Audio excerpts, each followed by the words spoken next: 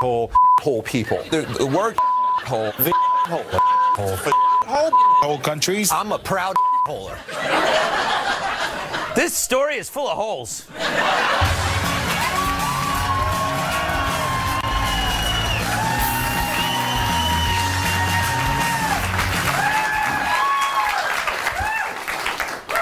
So here I thought this would be the big story of the week. Check out this sexy kangaroo. Look at him.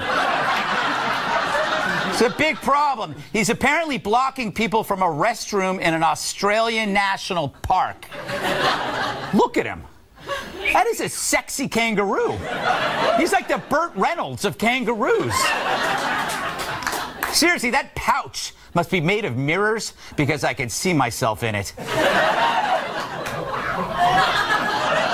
But then I also thought that this would be the story of the week, too. Sunday, Sunday, Sunday, get ready to be frenemies. As the creators of Man Scouts present the White House Rumble 2 Sloppy Seconds. It's President Trump versus the scruffy sea cow, the gray-skinned goblin, the triple-shirted nightmare, Steve Bannon. It's an all-out war in the Oval between 45 and the totally disheveled, totally unshaven former chief strategist. It'll be messier than your teenager's bedroom. And the first 100 viewers receive a free temporary job at the White House. So get your act together before the globalists get their grubby hands on this one. It's the White House Rumble 2 Sloppy Seconds.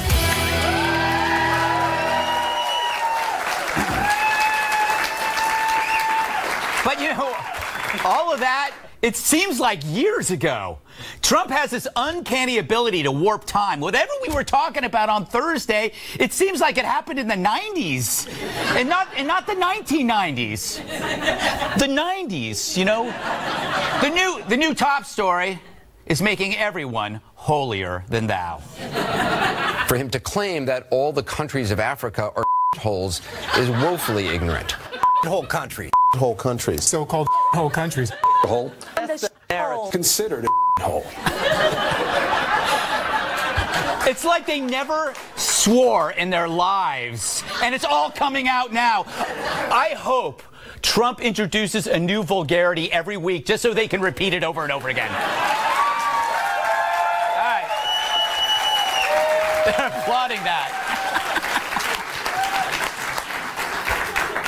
But it's not like they've ever used that word or intent. If you're in the New York media and you're outraged by that word, you are a hypocrite because you use that word all the time, mainly to describe any gym that doesn't have a juice bar, or a pub that doesn't serve craft beer, or any place that's beneath your standards of comfort and luxury. Now, Trump denies he worded it this way, but come on. Other men in the room say otherwise, which leads me to conclude, what a bunch of tattletales. Anyway, I wish he would clean up his act, but come on, the media is treating this word, which is not a deed, like it's Armageddon. A white honky from Norway can come here, but a black dude from Haiti can't. What does that tell you in an America that in one generation called you a We're no different than we were a generation ago, and we're learning the same lessons that we learned when we called a Chinese man a when we called a man from Guatemala a and we called a black man a Did he just say all of that? That's wrong. I think we need something to calm me down.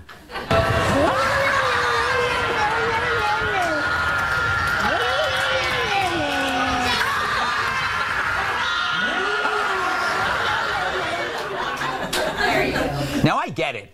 Trump's rhetoric makes him a heavy lift. You know what he is? He's that 2-hour drive for 30 minutes at the beach. But when the media turns this into this collective dewy-eyed drama queen, I start to think the drive, it's worth it. Fact is, we have a president who talks like this, and this isn't even the worst thing he's said. But I look at it this way. Who would you rather have operate on your kid? A great doctor who's an or an incompetent guy who's a charmer? We know what we got. But here's the thing, as long as Trump's actions are good, we'll probably live with a not-so-good rhetoric. But if things start turning south, then who knows? But so far, so good. Remember this. We want to see something happen with DACA. It's been spoken of for years. Fact is, our country was such a mess, nobody even knows what the numbers are. But we'll know what the numbers are. But above all else, any bill we pass must improve jobs, wages, and security for American citizens. The people who elected us, all of us, the people that elected us, we have to take care of them. Now, Trump did so good that he even drew praise from Trump. My performance, some of them called it a performance. I consider it work. But got great reviews by everybody other than 2 networks who were phenomenal for about 2 hours. He just graded his own paper and gave himself an A. No, an A's probably not high enough. An AAA. And for CNN, it wasn't just a meeting. It was a gosh darn sausage party. TV sensation of sausage making. That was great. It is great for people to be able to see the, as Chris calls it, the sausage making spectacle. Before we dig into the dazzling spectacle that we saw yesterday of sausage making. That was like 3 days ago. They were so happy back then. Sausage. But not everyone was on board. Check out this pair of nuts. This was nothing more than a dog and pony show where he was using Democrats and Republicans to try and show that he was fit, when in truth he actually showed that he had very little command of the issue. I had some friends that went to Paris over the holiday, and they said they were viscerally... Paris, Texas, right? Paris, France. Oh, Paris, France. And they said they were just viscerally embarrassed to be Americans. They said it was the first time that it was sort of chilling. Grandpa kept kind of wandering back and forth, and he had to be reminded time and time again by Republicans what he believed. I keep trying to figure out how she's able to move that dummy's lips. It's got to be...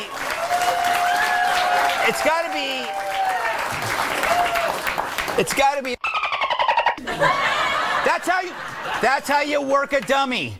Anyway, no matter what Trump does, they're going to gripe, but he doesn't help himself with his rhetoric. Still, America rolls along, content as baby leopards. Small business optimism is at an all-time high. Yeah, that works. The economy is chugging along. Companies are giving bonuses, benefits, and wage increases to their employees. He's coerced North Korea to the table. Iran is bubbling with a secular revolution.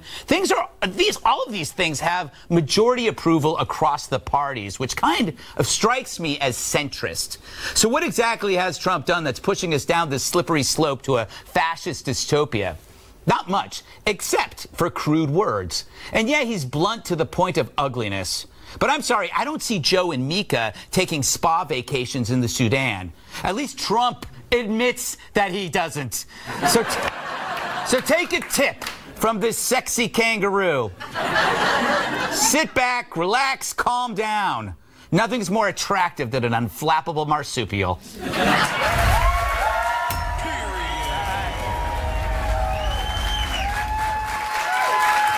Let's welcome tonight's guest. He's so tough he shaves with barbed wire. Fox and Friends weekend co-host Pete Hegseth.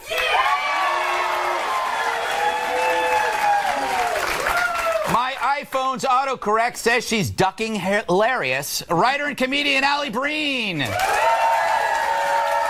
She's our damsel from Detroit, National Review reporter Kat Tibbs. A satellite dish is his dinner plate. Former bodyguard and my massive sidekick, Tyrus.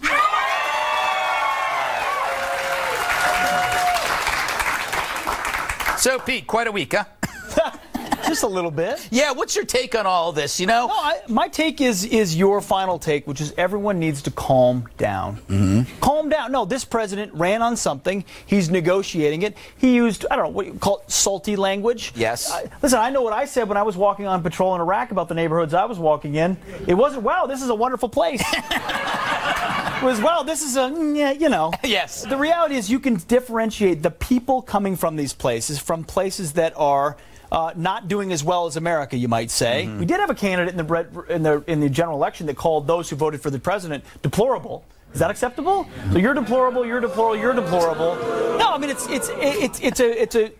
the left loves to point at Americans who they don't like and say they're unacceptable. But when the president points out that a Visa lottery system is grabbing from countries that may not be as good as we would want them to be, many of which have radical inclinations, he's somehow a racist. It's ridiculous. And I think those that support the policies this president is pursuing should not bend to what the left is trying to do to him right now. You know, the thing is, though, he's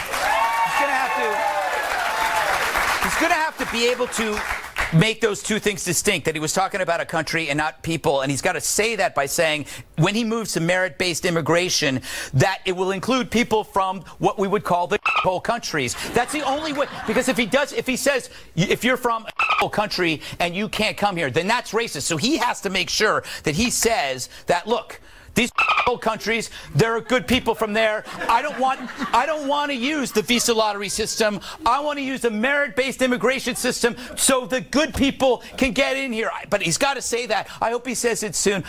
Allie, first time on the show. Yes. Talk about whatever you want. What do you think? What do you make of this latest controversy? I'm surprised people are so up in arms. We're so used to this locker room talk. That's what got him elected. Yes. Yeah. We love hearing this from him. And I like, too, that people are so obsessed with the rhetoric. Like Hillary Clinton tweeted, you know, how abominable it was that he said this, and it was so horrible that he was treating these people this way. The Clinton Foundation stole billions of dollars from Haiti years ago. I mean, look at actions as opposed to words. I think we need to do more of that. That's the thing, is that it's conflating. It's now action, now words are actions. Yeah. And I can see you can argue that if something is inflammatory enough, it can be an action. But I don't know if that's what this is. Kat, this country still rolls on.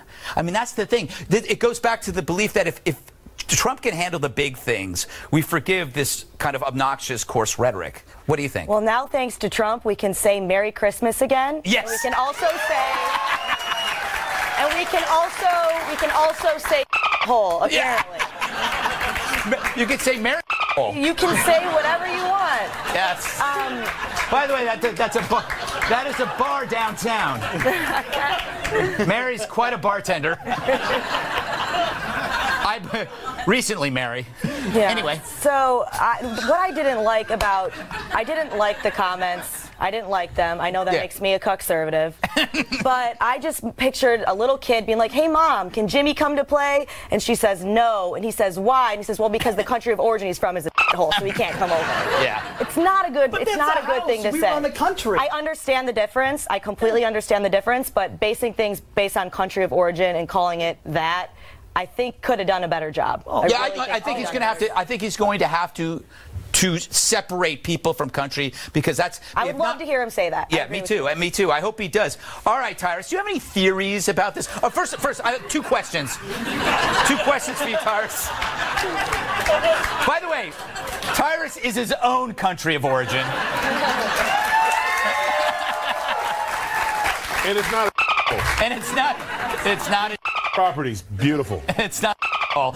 No, two things. I want to ask you, where's Bannon going to go next? Because we were going to talk about Bannon, and also your analysis of Trump. Well, wow, that's a deep question. Yes. Where is Bannon? Yeah. Like, we need to take Waldo out. Yeah. We were expecting this big fight. It was over in one round. I know. He learned real quick that it was Trump's world, not Bannon's. He lost everything in a half hour. Yes. He lost the show. He lost the radio show. They took his dog, his house. He had to turn his keys in. He's literally somewhere in a van down by the river. Yes. And he's not handsome like Chris Farley was, so he is scaring the. He's a. Yes. That's where he's at. And my theory with Trump in his tweets. He's drinking. You think so? From a guy who's had a drink. Yeah. And, I mean, that's the only thing I can think of. The economy is great. Like, we're doing so many great things, and we're talking about this. Or he's in this long meeting, and he's like, and I, as someone from African descent, after hearing the statements, I agree with you that he was talking about the country. So I guess if he said third world country, it would have been better, but third world country, if you look it up in the Urban Dictionary, is Yeah. So I'm at this point, I'm going to stop sipping the Diet Cokes at 3 in the morning, whatever it is. But remember, he said this. Yeah. He said it in a room, and but I think he's just, this is who he is, and it's just like. Well, and he also, his mistake was believing that what he could said in a private meeting would be kept there. Dick Durbin, rather than actually confront him in the meeting and have any courage at all, ran to his friends in the media afterwards and said, "Let me tell you what he said," like a tattletale, like you said. Yeah. He's not used to that. That's not how his world operates, but that's how the D.C. swamp of small men operates. Yeah. And from what I understand, Senator Graham handled it. Yeah. So what Graham did was like, whoa, hey. Senator Graham actually went and talked to him afterwards, which is like what you normally do in reality world, but not in this case. I think we learned a lot this week, which we'll soon forget by Monday, because we'll be drinking a lot, and Trump will do something else. Coming up, a story so hot it'll leave burn marks on your brain. No more personal cell phones if you work in the West Wing. Yeah, it'll work. Like a car. Just want to. They can no longer make calls from within the West Wing walls.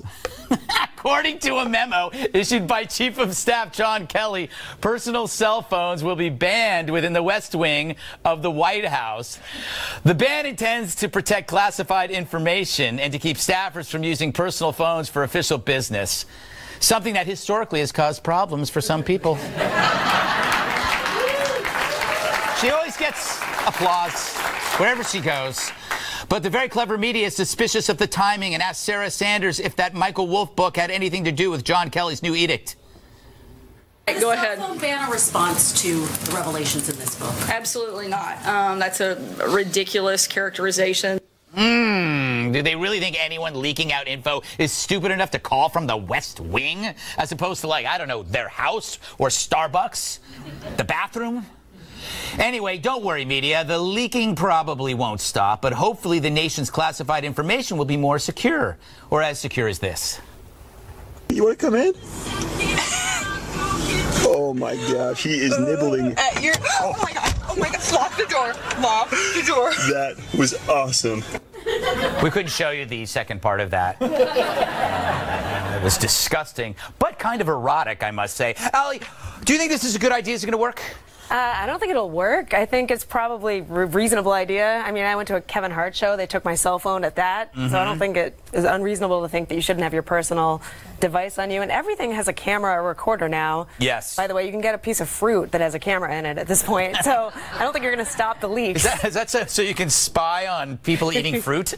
That's very strange. Or why is this piece of fruit in the shower? There's a piece of fruit by the toilets. What's that doing there? I don't know. Kat, this would ruin your life, wouldn't it? If they forced you to took your phone, you'd die right there. My phone is my best friend. Oh, they say. I do it at my house, though. I make people leave their phones at the door. What? I invite people over to pay attention to me. Oh, I see. I see. It's called validation, Greg. Yes, that's true. It's kind of like your little pet. Yes. Anyway, Tyrus. Yo. Remember when we didn't have this problem, when we didn't have cell phones? Yeah, you know what? I think it's the greatest idea I've ever heard. Yeah. I love it. You're working for one of the greatest, highest, most important jobs in the world. Maybe not have your phone. You know, so I think Kelly did a great job by saying not have phones. And if I was working there, it's a tremendous excuse for me not to be bothered. Sorry, I got to turn my phone in for the next 12 hours, so you can't bother me. I mean, I can't wait till I'm retired because I'm have a rotary phone. So if you don't catch my ass between 10 in the morning or 5 in the afternoon, you ain't catching me. So what you're saying is this is really good for married men. Yeah, it's good for anybody who doesn't want to be on the phone. Go, what are you doing? Working. What are you working on? Stuff. Why aren't you? So are you thinking about me? Yes. You didn't respond fast enough. Sorry.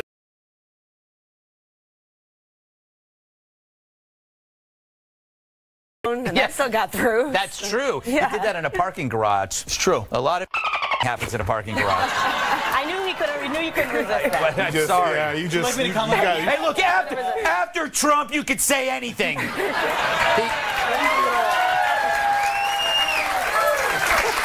And by the way, Hey, it could mean a number of different things, Pete. Anything. Decode that. Yes. He is not just John Kelly. He is General John Kelly in the military. We have something called operational security, otherwise known as OPSEC.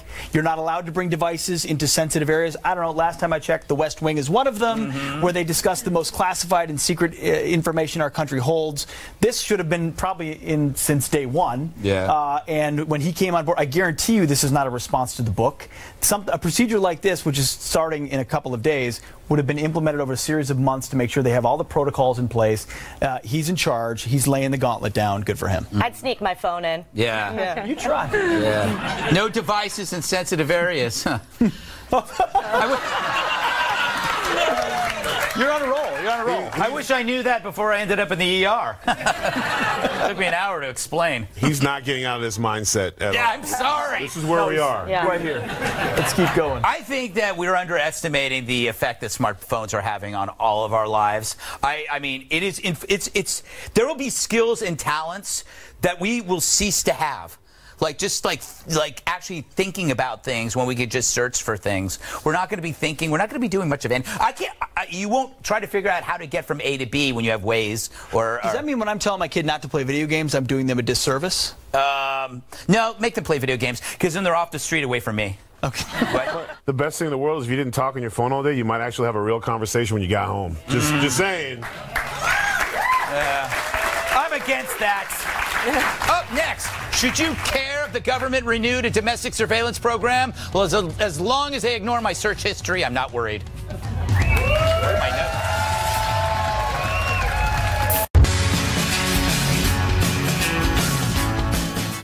I'm not going to lie.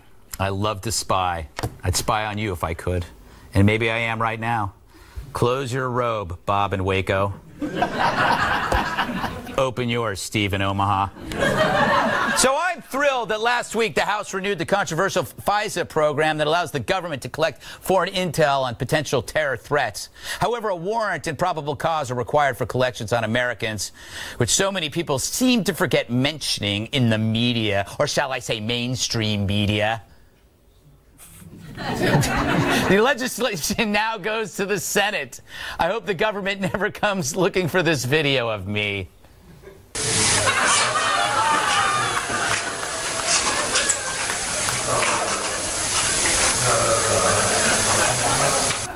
I was in such better shape back then. It was low carbs, high protein.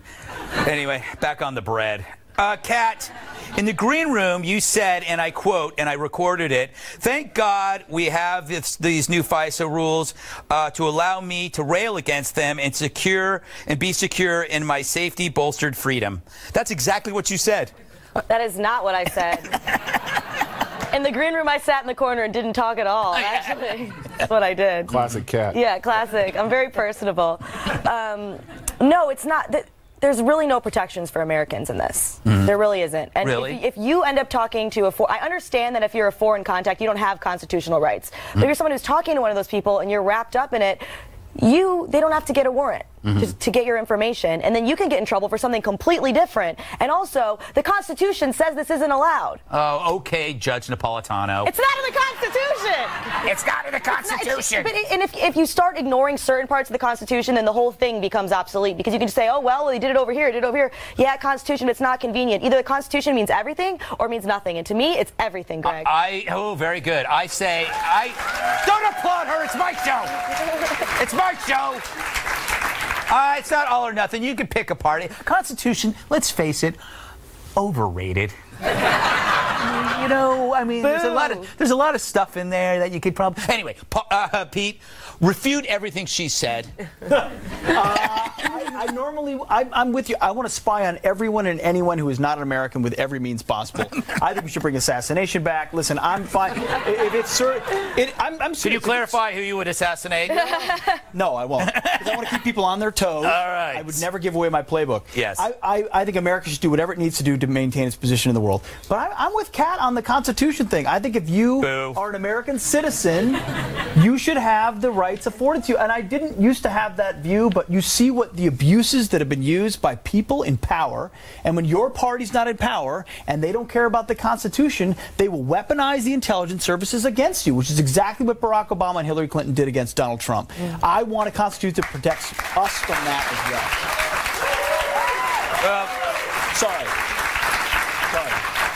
You couldn't be more wrong. And I have facts here to dispute that, but we don't have time to go through them. Tyrus! There was some good-ass facts. Yeah. You saw, I showed you the facts in the green room. Blown them back. It was amazing. Look, you can't connect the dots, Tyrus, without the dots. You gotta have the dots. You gotta have the dots. Yeah, I mean... Don't be dotist. I don't want to besmirch Kat's eloquent speech, but my thing is, if I'm not doing dirt, I don't care personally. But I also understand... I think there needs to be some kind of thing in there where if they are looking at a foreign element and it so happens that they are talking to an American, at that point, maybe that's when the warrant comes in. I think that's fine. And whatever is conversations are happening before the warrant is inadmissible except against the foreign thing. If there's an imminent threat. If there's an imminent threat. I think there can be a gray area there. I think that if you want to search, play the band Warrant. Yeah. Is that a band? Yes. How can you not remember Warrant? Wait, you hate Maroon 5, but you like Warrant? I didn't say I liked Warrant. I was just searching for a desperate joke. We have age groups of all over here, and they're like, who Warrant?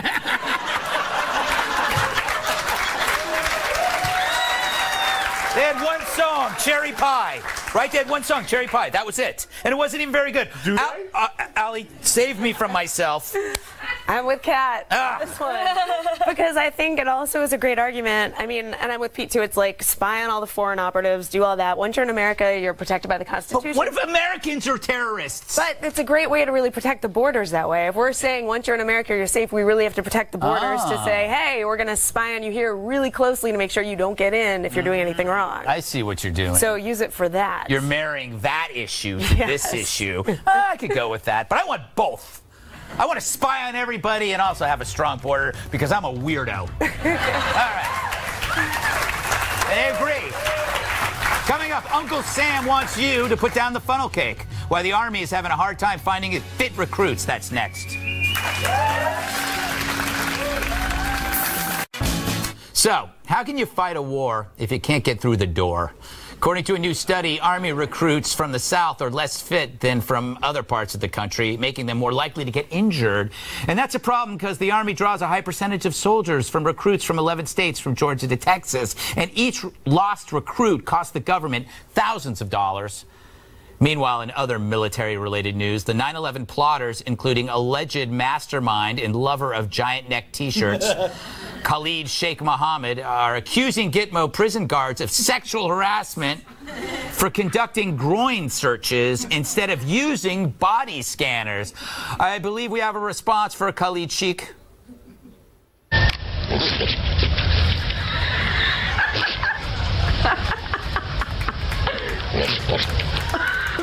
Apparently, we were able to locate one of his exes. Hey, so, Tyrus, I'm sorry. What, fat recruits. Is that where you? Real quick to your boy in Gitmo. Bro, that's the closest thing to love you're going to get. You might want to ask for them searches more often. Yeah. Excuse me, I might be hiding something, sir. But I actually have an issue with the fat recruit thing. Right. Because I remember when I was in high school, the Army guys would come down and recruit. They would have you go to class. You would train before you got there, and the guys that stuck it out, they got a chance to go. The guys who didn't had to keep doing those things till they you got to lose 30 pounds. You got to lose this or whatever. And the guys who wanted it, they did it. Yeah. So if you got guys that are out of shape, get them in the shape. The thing about being out of shape is you can get into shape. Right. So unless you're me, get them in shape. You know what I'm saying? Like, it's basic training. It sucks. You might get hurt. Understand that. But that's part of it. You're not going to you're getting young men who need guidance, who need to learn things. So don't condemn them for having being out of shape. Give them the tools to get in shape because they want to defend our country. So give them the opportunities to do so. That's a good point.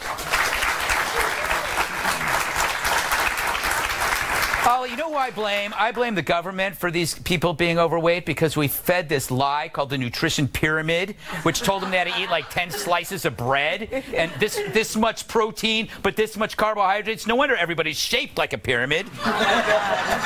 I don't know. Have you been to the South? Their food is amazing. I know. They have like fried Twinkies on burgers. Yes. On the lighter fare of the menu. Yes, that's true. That's true. But I mean, it must just mean part of the South, because like from what I've seen, the SEC is dominating college football right now. Those guys are in some amazing shape. Yeah, that is true. That is true. And I've never been to one of their locker rooms, I'll have you know. Kat, thoughts? I don't like talking like this because then that's how the government imposes laws on nutrition and says that I can't drink my body weight in Slurpee and says that I can't eat a soft pretzel in the bathtub at nighttime. You know, that kind of stuff, which is fun stuff to do.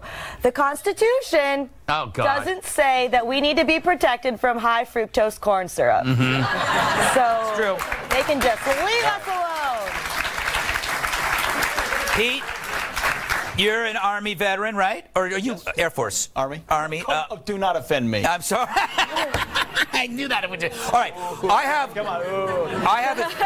have a theory, and I want to present it to you. Okay. I think technology is going to make physical requirements way more lax and less important because we're evolving, and so is our way of killing. You don't have to look like Pete Hegseth if you're in a secluded military installation in Montana pushing buttons and directing drones and killer robots who have 1,000 times the strength as a human being. You don't have to be an MMA expert anymore if your robots are just massive killing machines. This is why, Pete, we have to get there first with drones, AI, and robots, because then we win the universe. Thank you. That's my theory. I do not entirely disagree. Okay. Except, I mean, you should know this better than anyone else. Until the robots take over themselves. Yes, that's going to happen when they become self-aware. If you can't physically take on a robot, yes, you're in serious trouble. Yeah, well, that's why you have. The drone turns on you. That's why you have really long extension cords. Just to pull it. Just to pull it out on the robot, and then they're just like, ooh. Because as long as you can pull out the extension cord, we're in charge. I think. Water. Yeah, throw a cup of water on them.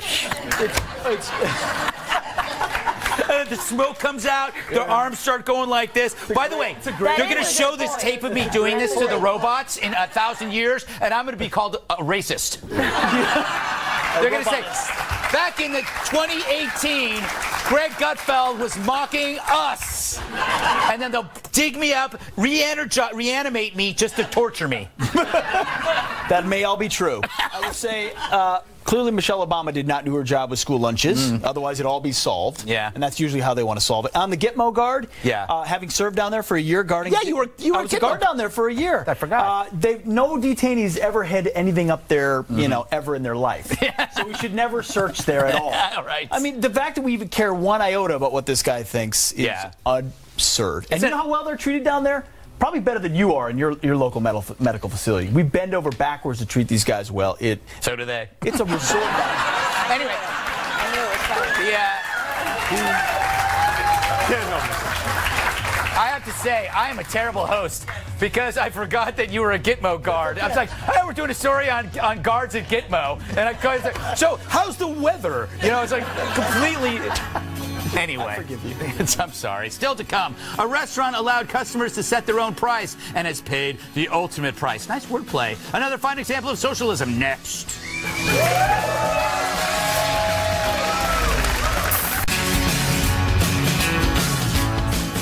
They made bread for a living, and sadly, no one was giving.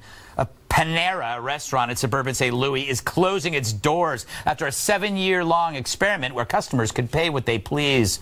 It opened in 2010, hoping that people who could afford a suggested price would pay for it or more. The concept spread to other stores, Chicago, Michigan, Portland, and Boston, all cities. But Boston's the only one still open. Like they'd go there. Company chairman Ron Shake says people paid about 85% of the suggested price, but added, quote, "We loved it, it worked well, it proved that the idea would work." Yeah, until it didn't. Just like communism. Thanks for nothing, Ron. Anyway, they're replacing the Panera restaurant with a shop featuring this fella. Flamingo!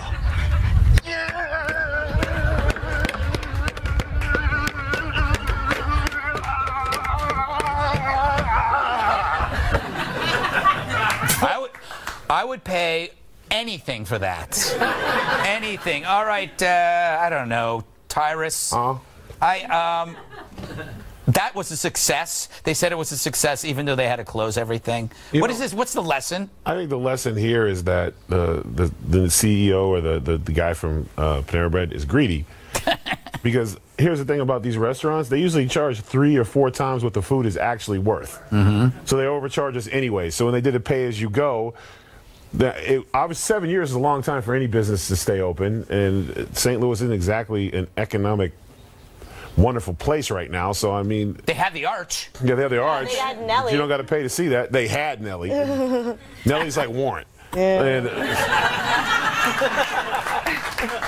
I find it whenever a company tells me something's not working that was working, I'm usually kind of going, yeah, whatever, man. You guys just want the regular money. Here's my problem with Panera, Kat. It's like Switzerland of restaurants. It's a public place where you go to have like interviews or break up with someone, or to have coffee with someone as a favor that like from your past. Hey, you want to meet for coffee because they need something from you? From you? Is that a word? From you? From you? It's totally out of sync with society. They have bread bowls. We are now in a low-carb, high-protein, high-fat world. To be feeding carbohydrates into an American public is killing them. Kat? Sometimes I go there by myself. Really? I got in huge trouble one time because I was using all the bandwidth to watch Dateline in the corner by myself and eat my bread bowl. So, but I figured you're the crazy Dateline lady. 100%. So I figured out though what really happened. What? These losses weren't coming from people who like really couldn't pay for it. It was punk high school kids who had just gotten their driver's license and they're punks, and when they hear pay what you want, they hear free broccoli cheddar soup. Yes. Where are we going? We're going to Panera. I figured it out. I can't do broccoli cheddar, or at least part of me can't do it. We're never getting out of it. That was terrible. Allie? How ironic. They make bread, but couldn't make bread. Well, they made some bread because I'm impressed they got 85%. Yeah, that's true. Surprising. I mean, if you looked around, people suck. I would think people nothing. Yes. I think they would just walk in and be like, free food. So I'm amazed it lasted that long. Yeah. Who has that kind of faith in humanity? No, not me. Not me. Not me. I do, because most everyday people are decent. Well, that turns out to be the case. They have pride and stuff. So. You got to introduce me to some of these people. Yes. Unless they're from countries. Pete. I'm joking.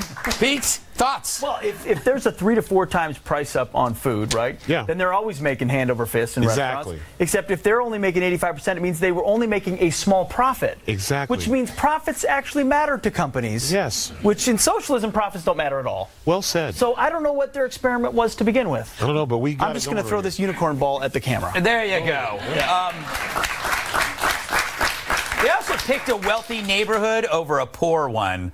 Because why? They wanted to make more money. Yes. So they were pretending to be good, but in fact, they were playing off the guilt of elite liberals, let's face it. Who came in and paid double just to make sure they could prove that the experiment worked, and it still didn't work. Yeah, I don't know. Again, I don't understand the concept of Panera. Why are we still eating bread bowls? I love bread bowls. No, it's like... Because they're good. No. You do realize that the nutritional pyramid was a lie. Everything about it's a lie. I don't care about nutrition. I'm not trying to live long. You will when you are my age. If that is true. Excellent point. You know... Awkward. But it's true. No, you're right. You're 100% right. I'm 100% right. That pyramid said drink milk every day. Yes, and I worked. Human beings don't need milk. I worked 10 years for health magazines that lied to that told people that you had a high carb diet. But that's back when we were working hard. We were doing jobs with our hands. We needed the carbohydrates. This is the 90s. Final thoughts next. If you leave now, Judge Janine will write a scathing opening statement about you. Stand Up New York coming up tomorrow and at the end of the month, and Comedy Zone in Jacksonville on Valentine's Day. All right. Anybody else have anything important, Kat? I thought that I was doing just okay, but then I realized there are other people out there thinking you should eat laundry pods, and that's when I realized that I am crushing it. Yes.